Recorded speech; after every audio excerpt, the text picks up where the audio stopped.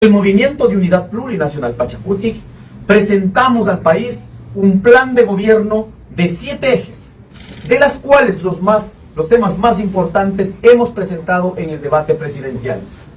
Nosotros creemos que el problema de la inseguridad debemos enfrentar todos de manera integral. No es un problema de poner solo policías o militares en las calles. Es un problema estructural que tiene que ver con toda la dinámica social, económica, política y de justicia. Segundo, creemos importante una lucha de frente al tema de la corrupción y a la evasión tributaria. Aquí en este país se ha tolerado mucho la corrupción, se ha garantizado impunidad, pero que además de aquello se convierte en política permanente en nuestro país. Se ha naturalizado, se ha normalizado.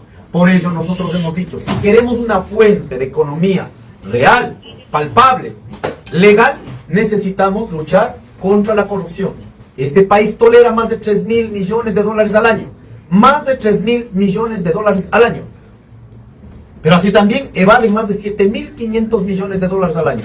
Solo en esos dos rubros, si hiciéramos de mejor manera, tenemos 1/3 del presupuesto general del país, que es de los 35.500 millones de dólares, un poquito más. Por ello creemos que la génesis de nuestro problema es la corrupción y la impunidad, a las cuales nosotros estamos dispuestos con este mejor equipo, desde la presidencia, vicepresidencia y el equipo de asambleístas, enfrentarlo, sea quien sea, sin beneficio, en este caso de tener una cobertura por ser familia, amigo o lo que fuera. Tercer tema, para nosotros es de vital importancia. El día de ayer tuvimos una reunión con algunos embajadores de Europa.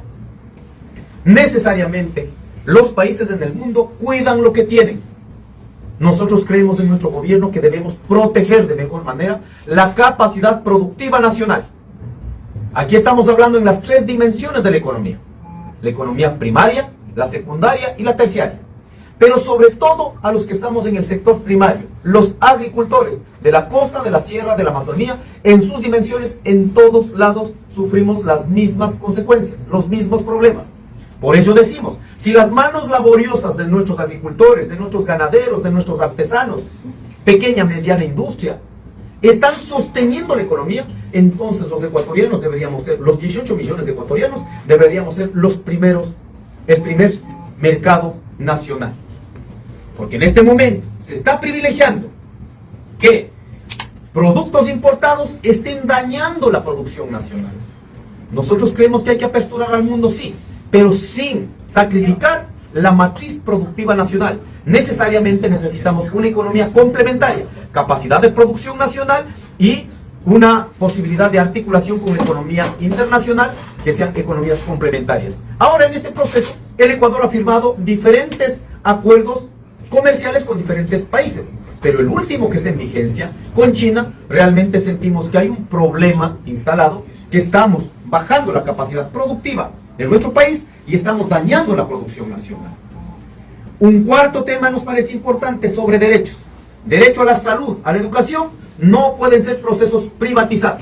No se puede privatizar los servicios públicos. Eso lo decimos enfáticamente, sin titubearlos. Y esto no estoy diciendo únicamente en los países de tercer mundo. Si solo vamos como referencia a Norteamérica, que muchos, Estados Unidos sobre todo, tienen mucha referencia, vamos allá. El hermano migrante que llega con sus hijos, inmediatamente, a una semana le dicen, oiga, ¿qué pasa con sus niños que no están yendo a la escuela?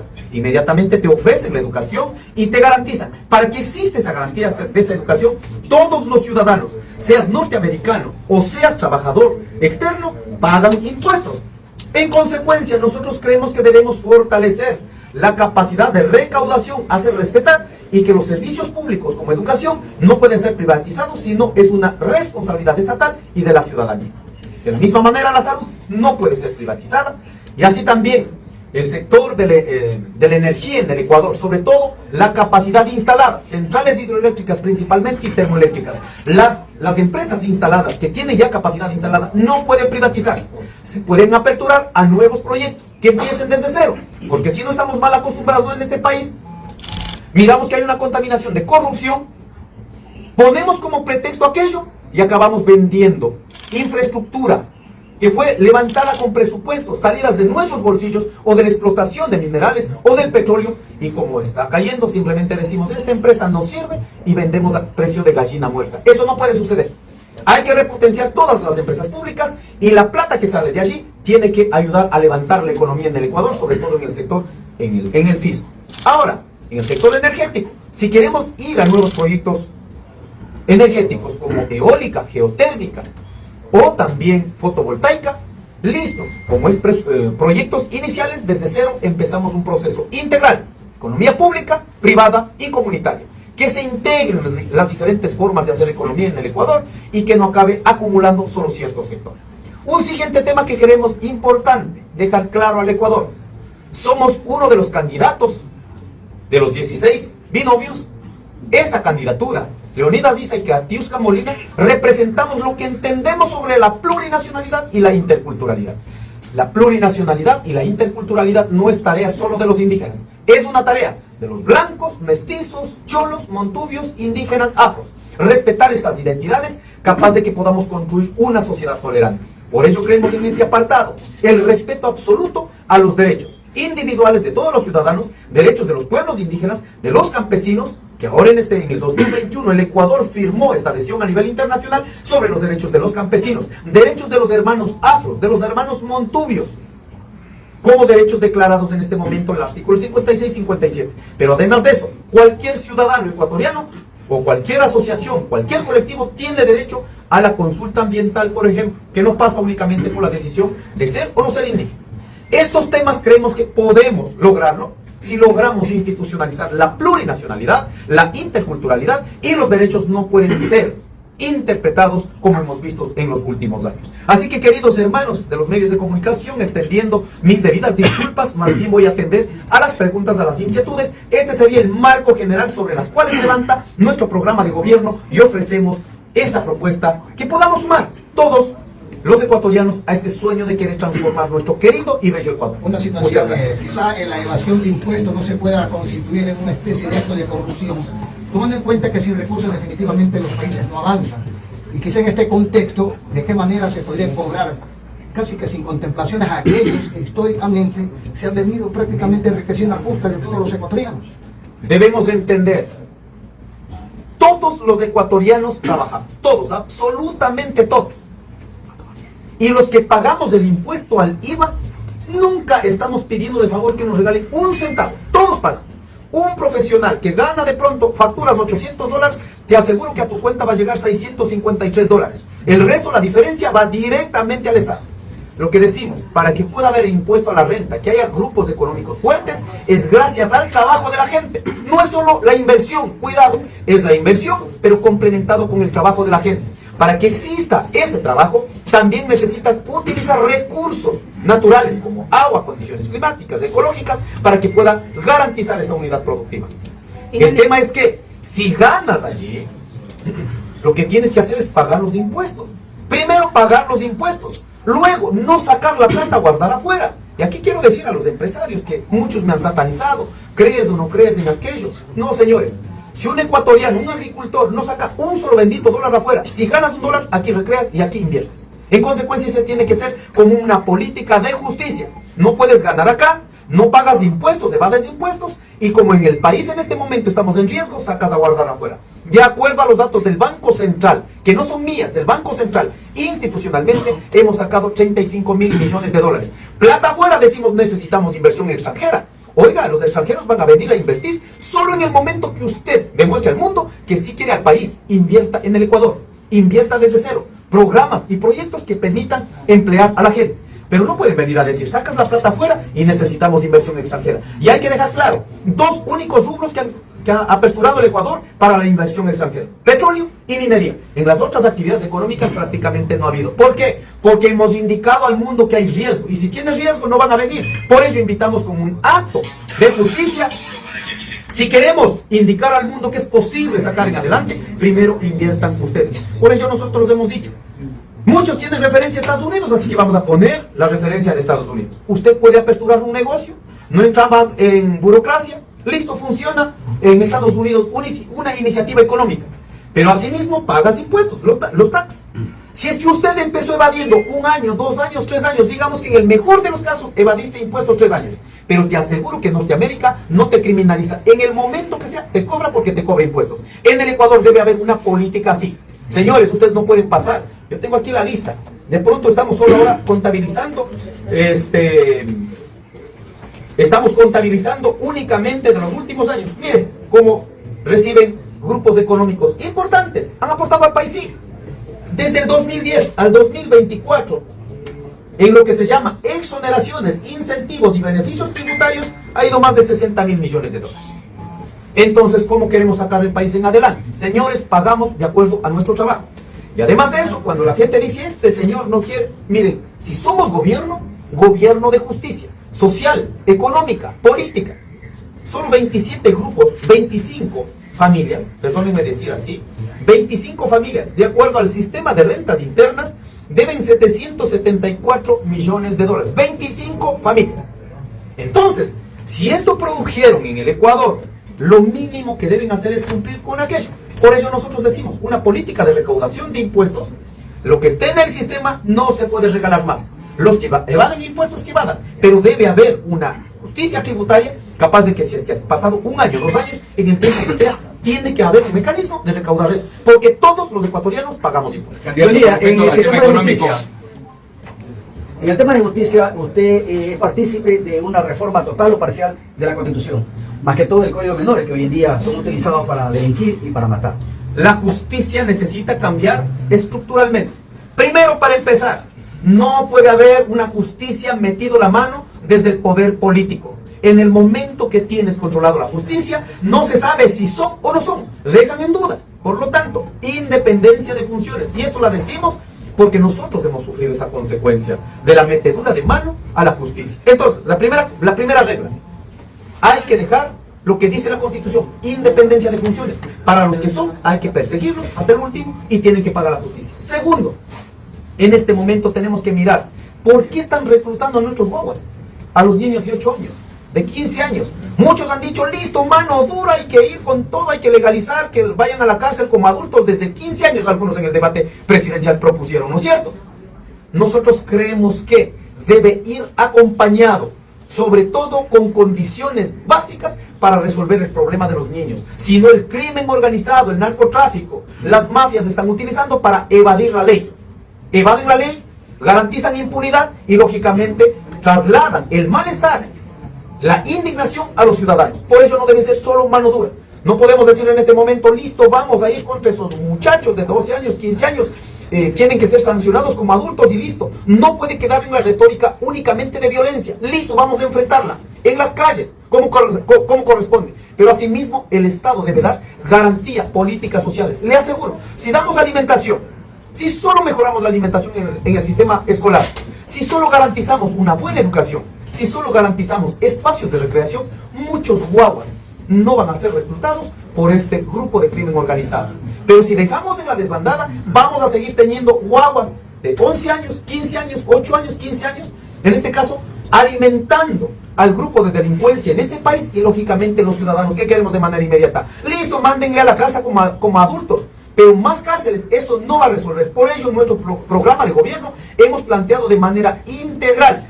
Enfrentamos como corresponde, pero también damos con el paradero de las economías que se están beneficiando de la economía ilegal. No creo que, de acuerdo a Naciones Unidas, se dice que del 5 al 7% recreen la economía del Ecuador, economía ilegal.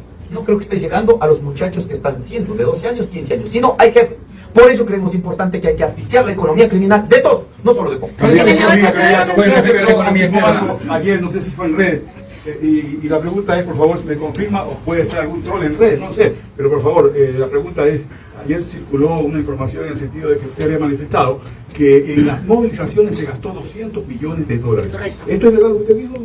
Qué buena pregunta, porque aquí se ha interpretado. Debemos entender que en el escenario del debate presidencial, si nos tomó los nervios en 30 segundos. En ese mensaje que yo dije en la respuesta, solo hay que poner, en lugar de en, hay que poner por. ¿Qué quiero decir? Por las movilizaciones ganamos 200 millones de dólares con el decreto 454 que pusimos con esfuerzo 200 millones de dólares para el sistema público de salud. Entonces, gracias a la lucha ganamos 200 millones de dólares para la emergencia de salud que todos los ecuatorianos beneficiaron. Donde no había paracetamol, luego hubo paracetamol. ¿Qué más? 300 millones de dólares en esos 15 centavos que se redujeron. ¿Qué más? 125 millones como fondo de garantía para el sistema de las cooperativas de ahorro y crédito. ¿Qué más? 55 millones al incrementar $5 más en todos los hermanos que reciben el bono. En total, 850 millones aproximadamente, resultado de la lucha. Entonces, para que aclare que esto no es un meme, hay una palabra, efectivamente, yo volviendo a escuchar, digo, sí, está para malinterpretar.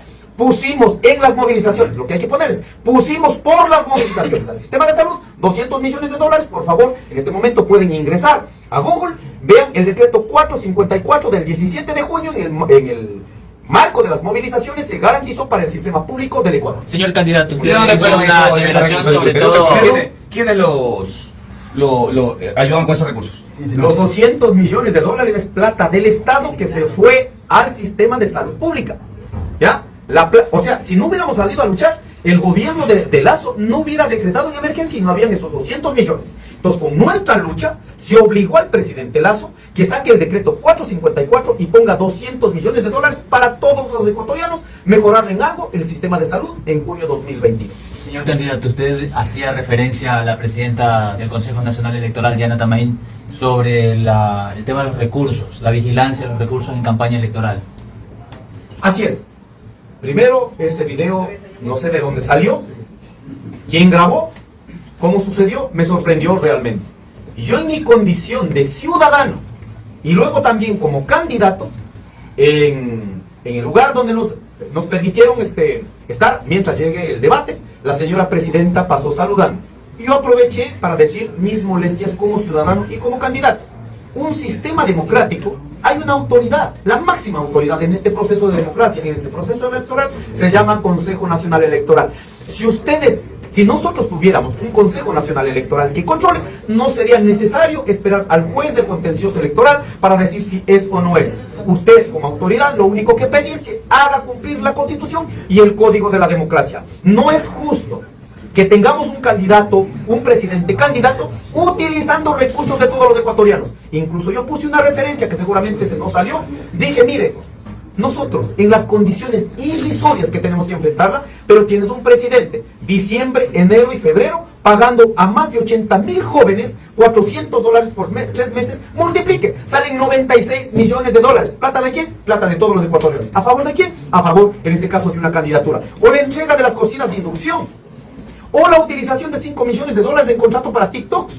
Todos esos recursos, ¿de dónde salen? Salen del bolsillo de los ecuatorianos. Eso no es justo, ni es transparente, ni es ético. Eso yo había reclamado y creo que no estamos diciendo más de lo que los ecuatorianos estamos sintiendo. Eso significa que no hay ninguna garantía prácticamente en el manejo del proceso electoral, tomando en consideración de que aquí en este país se viola la Constitución a tiempo completo y las autoridades convocan secretos sacramentales. ¿Cómo es la situación ahí? Efectivamente, eso yo había manifestado. No es posible que hayan dejado de interpretar la Constitución. El presidente de la República simplemente debía acoger a su vacaciones, llamémosle así, ¿cierto? Y simplemente debía dedicar a ser candidato si es que quiere ir. Pero en este momento no se sabe si eres candidato de presidente que deja delegando 2 horas, 5 horas. No, pues, ahora mismo quiero decir, no sé si los ecuatorianos estamos indignados. Vamos a la posición de Donald Trump. Pero siquiera informe si realmente pudo hablar. Mire, en el día donde tienes un presidente de la República, del Ecuador, a presidente de Argentina, te están diciendo, señores, no les necesitamos. Yo no sé si eso es no tener dignidad. En el mismo día que tienen a países latinoamericanos allí, diciendo que no necesitan de Latinoamérica y que van a enviar a los migrantes, ¿cierto?, a los países de origen. En ese proceso, ¿cuál es la política internacional, señor presidente de la República? ¿Solo ir a pasear? ¿Solo ir a participar? ¿O realmente es la preocupación de lo que estamos sintiendo nosotros? Miles de hermanos ecuatorianos van a regresar al Ecuador. ¿Cuál es la condición básica institucional para recibir a ellos? Nosotros sí tenemos un plan. Para empezar, necesitamos que, de acuerdo a la Carta de Naciones Unidas, debe como presidente solicitar, respetando la soberanía de Estados Unidos, debe solicitar el respeto absoluto a los derechos humanos. Segundo, con eso concluyo. Segundo, debe garantizar una base económica aquí. Más bien aprovechemos todo lo que han aprendido nuestros hermanos migrantes y capaz de que recreemos con economía aquí en el Ecuador. Muchas gracias. En su plan de trabajo está fortalecer el Banco Central. Tal vez hay una oportunidad de que Ecuador tenga moneda propia. Nosotros así clarito queremos decir. En este momento no hay condiciones ni se debe pensar cambiar de moneda.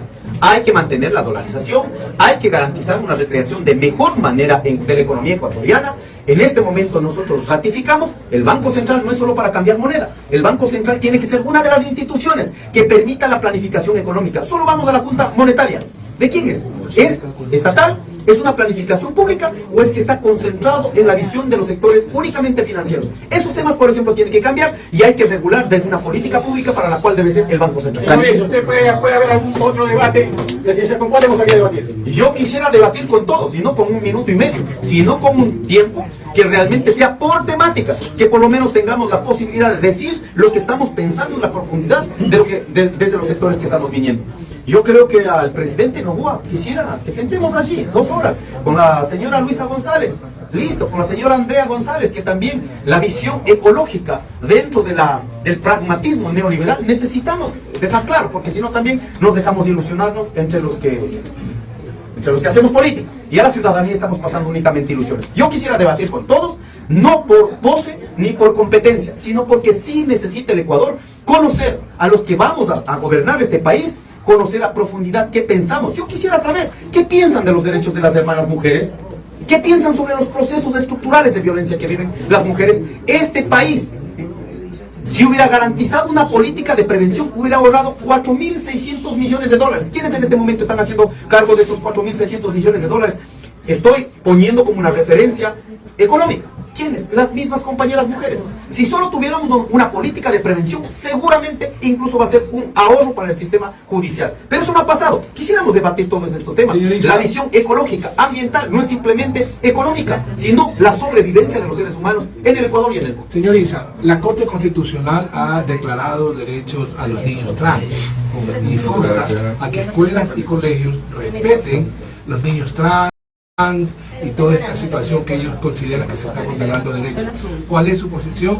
¿Usted va a respetar esta resolución de la Corte Constitucional? ¿Usted cree que los niños de hasta 10 años, 8 años tienen derecho a elegir su sexo? Primero, los derechos en el mundo se han ganado de acuerdo a las condiciones de lucha. La comunidad LGTBI, las disidencias merecen el respeto sobre su decisión. Lo que no estoy de acuerdo es que haya una promoción peor institucional, peor del Estado.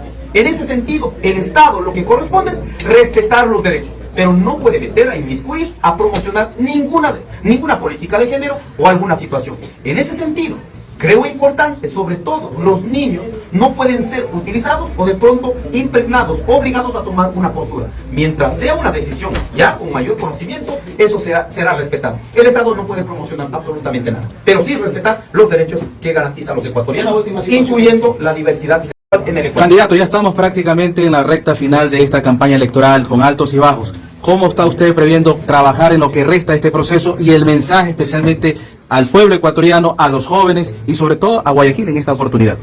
Quiero invitarles, queridos jóvenes, queridos guayaquileños, este no es un problema del movimiento indígena. Debemos integrar. En este momento el movimiento indígena ofrece una alternativa, propone construir con el pueblo.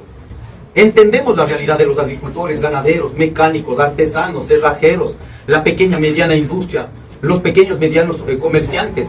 Ustedes se han preguntado por qué hay comerciantes informales. Es porque no hay colchones de empleo en otros sectores. Hay que fortalecer aquello. Todos estos temas nosotros estamos debatiendo con la misma gente. Por ello invito que pueda ser parte de este sueño, parte de este proceso de lucha, pero a la vez también parte de este proceso de transformación.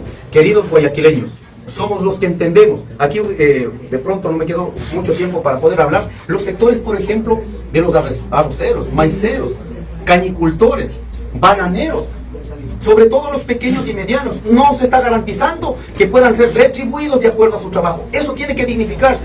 En nuestra política central es que en este proceso de producción todos debemos ganar. No puede alguien acumular de acuerdo al trabajo de la gente. En ese sentido invito a los agricultores, a todos, absolutamente todos que hacemos la economía de este país, en nuestro gobierno van a tener dignidad y van a ser respetados su trabajo y van a ganar de acuerdo a su esfuerzo.